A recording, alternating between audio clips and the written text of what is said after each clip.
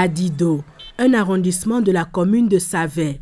Ici, aucune affluence n'est enregistrée pour le compte du recensement administratif à vocation d'identification de la population RAVIP.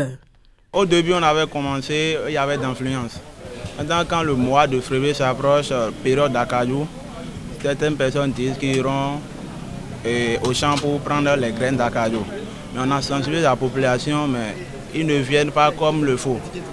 Parfois, on ne trouve pas. Au début, on fait jusqu'à 174. On n'atteint plus l'effectif du début.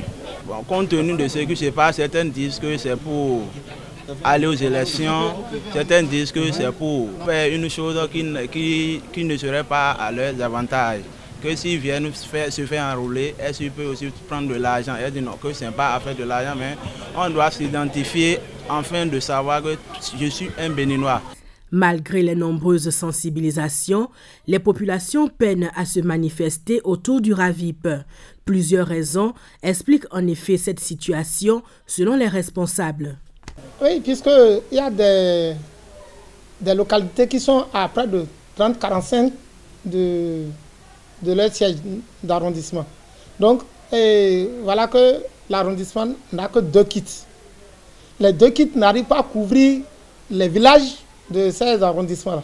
C'est pour ça. Sinon, les gens ont la bonne volonté, mais voilà qu'il n'y a pas assez de kits. Face à cet état de choses, des mesures doivent être prises pour être au rendez-vous du 30 avril 2018. Si le gouvernement peut voir dans quelle mesure prolonger un tout petit peu pour pouvoir couvrir ces zones-là.